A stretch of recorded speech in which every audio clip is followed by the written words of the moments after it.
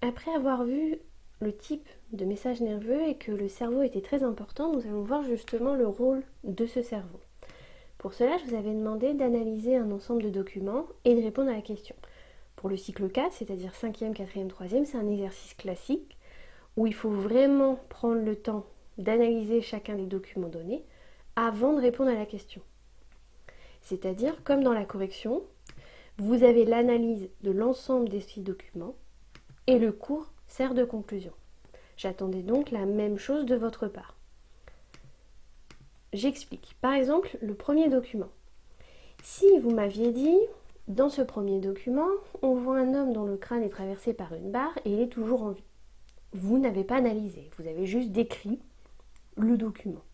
Par contre, si vous avez dit, cet homme a le crâne traversé par une barre, il est toujours en vie et ses émotions, son comportement ont changé, ce qui veut dire que le cerveau doit servir aux émotions ou au comportement. Là, vous êtes dans l'analyse, c'est-à-dire que à partir de la description de ce qui s'est passé, vous êtes en train d'essayer de répondre à la question.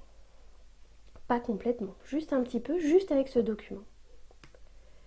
Dans le document 2, on vous demandait de chercher un homme brun de taille moyenne avec un pull à rayures rouges et blanches et on vous expliquait que selon que vous cherchiez une silhouette de taille moyenne, c'était l'air V3 qui s'activait. Si vous cherchiez des couleurs, ça va être les airs V1 et V2. Là, si vous dites juste ça, vous n'êtes pas dans l'analyse totale. Mais si vous rajoutez la phrase « Notre cerveau nous sert donc à voir les formes et les couleurs », là vous êtes dans l'analyse parce que vous commencez à répondre à la question.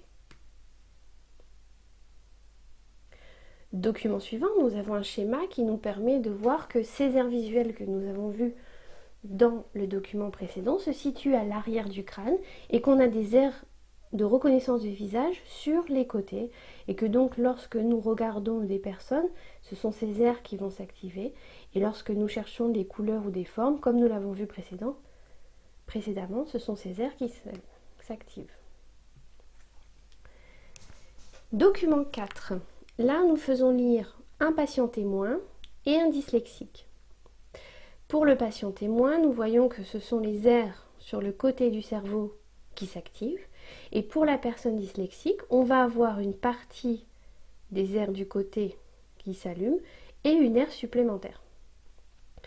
Donc on voit que si ce ne sont pas les bonnes aires qui s'activent, ça peut créer des problèmes au niveau de la lecture par exemple.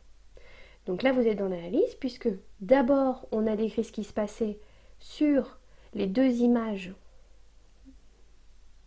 patient témoin, patient dyslexique. On a comparé les deux images, donc là on va au-delà de la description, et on a commencé à répondre en disant que si le cerveau ne s'activait pas correctement, on pouvait avoir des soucis de lecture. Donc là on est passé dans l'analyse.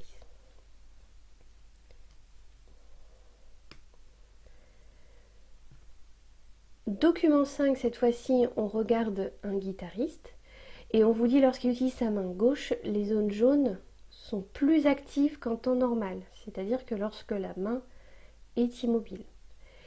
Là encore, vous pouvez rajouter que le cerveau va donc servir au mouvement de notre corps, puisqu'ici, ce sont des zones qui s'activent lorsqu'une main s'active, lorsqu'on joue d'un instrument. Mais ce sera la même chose si vous utilisez votre crayon pour écrire. Dernier document, on compare les différentes aires, c'est-à-dire les différentes parties du cerveau, selon l'activité. Morceau de musique par rapport au sommeil. On voit ici que l'aire auditive, lorsqu'on écoute de la musique, est presque 50 fois plus active que lorsque nous dormons. Lorsque nous lisons, c'est l'aire visuelle qui s'active. Et lorsque nous bougeons notre pouce, c'est l'aire motrice. Donc là, on va rajouter que chaque partie du cerveau va avoir une fonction.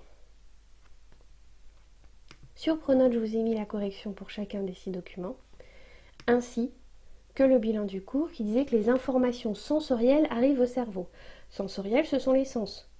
Les odeurs, les images, les couleurs, la lumière, les sensations tactiles. Donc vous connaissez vos 5 sens. Lorsque l'un des 5 sens va être stimulé par l'environnement, c'est notre cerveau qui va intégrer ces informations pour adapter une réponse. Je reprends l'exemple qui me semble que j'avais donné la dernière fois. Si vous touchez quelque chose de chaud, vous enlevez votre main. Les neurones communiquent entre eux dans le cerveau, ils produisent une réponse comme les commandes motrices à l'origine du mouvement souhaité.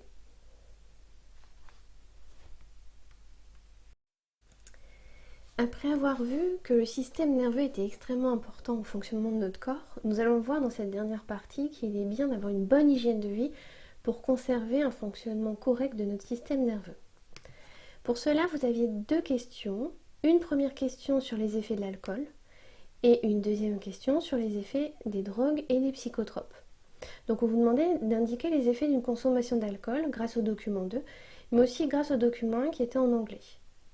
Sur ce document 1, on voit une image qui stimule, qui représente, qui modélise la vision de quelqu'un qui a bu de l'alcool. Et vous voyez que c'est très trouble, qu'il a du mal à estimer les distances entre lui et les autres véhicules, que les lignes de la route ne sont pas très claires, qu'on ne voit pas vraiment les panneaux, donc il ne sait pas trop où il va, et aussi que la vision est réduite sur les côtés, parce que normalement on a une vision périphérique assez grande, et lorsque l'on boit un peu trop, justement, cette vision va être rétrécie.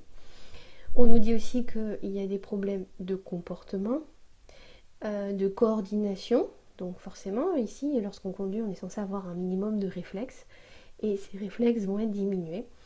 Problème de locution, on ne va pas forcément comprendre lorsque la personne va parler, et aussi on va avoir un peu de somnolence, de personne qui ne va pas être en forme. Sur le document 2, on vous compare l'effet de l'alcool sur un cerveau d'un adolescent qui ne boit pas du tout et un cerveau d'adolescent du même âge qui boit de façon excessive et régulière. Quand on appelle excessive et régulière, ça peut être quelqu'un qui chaque week-end va s'alcooliser de façon excessive et pas forcément tous les jours. On voit à ce moment-là que lorsqu'on donne la même tâche, la même activité à faire, ici le cerveau s'active de façon assez importante, c'est normal, on fait partir l'ensemble des aires de son cerveau pour essayer de résoudre un problème, une activité, alors qu'ici on a une seule petite tâche qui s'allume.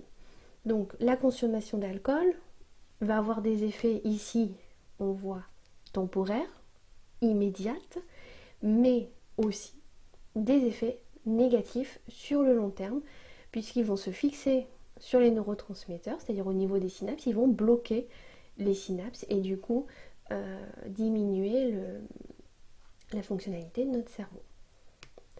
Ensuite, on vous demandait de dire où agissent les drogues comme le cannabis et d'expliquer leur mode d'action. Et bien comme l'alcool, donc là vous avez accès à des vidéos sur internet où on vous explique le fonctionnement des synapses. Nous l'avons vu en image dans les documents précédents. Au niveau des synapses, on va avoir la libération de molécules chimiques appelées neurotransmetteurs. Et lorsque nous avons créé les drogues, les médicaments et les psychotropes, ce sont des molécules de synthèse qui vont mimer ces neurotransmetteurs. Alors, ça peut être intéressant, par exemple, la plupart des anesthésiants vont nous permettre, ou des antidouleurs, de ne pas avoir mal, de ne pas ressentir la douleur, de s'endormir pour éviter justement de ressentir la douleur de l'opération. C'est intéressant. Par contre, les drogues ne sont pas prises sous contrôle médical et vont souvent être très fortes. Elles vont prendre la place de ces neurotransmetteurs. Le système nerveux va être perturbé. Donc les personnes vont se sentir un peu euphoriques. Mais au bout d'un moment, il va se sentir surchargé et on va avoir destruction des neurotransmetteurs. Si nous n'avons plus de neurotransmetteurs, si nos neurones vont être détruits, forcément vous imaginez que le cerveau ne va pas fonctionner correctement. Donc vous avez la possibilité d'appeler Drogue Info Service, donc soit via leur site internet, soit vous avez des numéros qui sont verts, c'est-à-dire gratuits, où vous pouvez parler à quelqu'un qui est spécialiste des addictions. Et vous voyez qu'il n'y a pas que les drogues, vous avez aussi l'alcool, mais vous avez aussi le tabac et les jeux vidéo. Si nous sommes dépressifs, vous voyez, on a des médicaments qui vont justement combattre des troubles du système nerveux. Nous avons vu dans l'activité précédente que notre cerveau pouvait ne pas fonctionner normalement. Et donc, lorsque l'on comprend, lorsque l'on sait le trouble qui existe dans ce cerveau, on peut utiliser des médicaments qui vont avoir la même forme que les neurotransmetteurs pour pouvoir compenser ce trouble. Là, je vous ai mis la correction qui sera disponible sur Pronote avec le bilan où on explique qu'une mauvaise hygiène de vie, et je prends l'exemple qu'on n'a pas vu non plus dans les documents du sommeil, si nous ne dormons pas assez, on va aussi avoir une baisse des performances cérébrales. J'ai comparé drogue et addiction aux jeux vidéo parce que ça va stimuler le même circuit de récompense et de dépendance dans notre cerveau. Il est donc important d'avoir une bonne hygiène de vie pour préserver le fonctionnement du système nerveux.